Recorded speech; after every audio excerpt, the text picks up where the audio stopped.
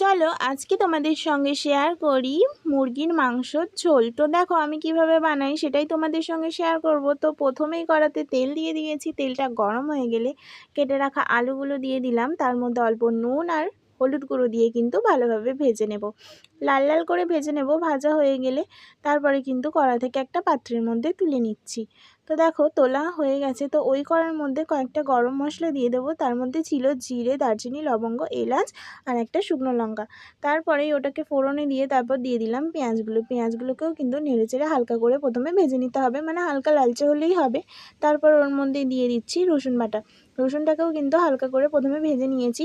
তারপর ওর মধ্যে দিয়ে দিচ্ছি একটা বড় সাইজের টমেটো। এবার টমেটোটাকেও কিন্তু পেঁয়াজের সঙ্গে ভালোভাবে ভেজে নিতে হবে।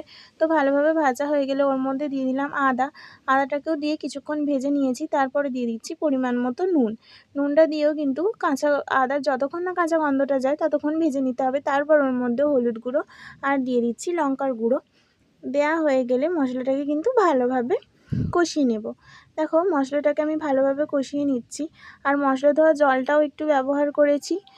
তারপরে দিয়ে দিচ্ছি ওর মধ্যে জিরে গুঁড়ো আর অল্প পরিমাণে কাশ্মীরি লঙ্কার গুঁড়ো, ওটা অল্প পরিমাণেই দিয়েছি। দিয়ে ভালোভাবে কিন্তু মশলাটাকে কষিয়ে নিচ্ছি। তারপরে ওর মধ্যে দিয়ে দেবো কিছুটা পরিমাণে জল, দিয়ে মশলাটাকে ভালোভাবে কষিয়ে নেবো যতক্ষণ না তেল ছাড়ছে। দেখো মশলা থেকে তেল ছেড়ে দিলেই আগে থেকে যে মাংসটা ধুয়ে রেখেছিলাম ওটাই কিন্তু মশলার মধ্যে দিয়ে দিচ্ছি, দিয়ে ভালোভাবে কিন্তু কষিয়ে নিতে হবে। আমি এখানে চাপা দিয়ে কিন্তু অনেকক্ষণ থেকেই কষিয়ে নিয়েছি। দেখো তারপরে কিন্তু ভালোভাবে কষানো হয়ে গেলে ঢাকনাটা খুলে ওর মধ্যে দিয়ে দেব দুটো কিষান সস। তোমাদের এখানে যদি পাউচ থাকে এরকম প্যাকেট না দিয়ে 2 চামচ মতো কিন্তু দিয়ে দিতে পারো। তারপরে আমি মশলাটার সঙ্গে ভালোভাবে কষিয়ে নিয়েছি সসটাকে। তারপরে কিন্তু ওর মধ্যে কেটে রাখা মানে ভেজে রাখা আলুগুলোকেও দিয়ে দিলাম, দিয়ে তারপর একটু নেড়েচেড়ে জল ঢেলে ফুটতে দেবো যতক্ষণ না মাংস আলুটা দুটোই সেদ্ধ হয়ে যায়। তো দেখো হয়েই এসেছে। ওর মধ্যে কিন্তু এবারে দিয়ে দিচ্ছি ধনেপাতা কুচি।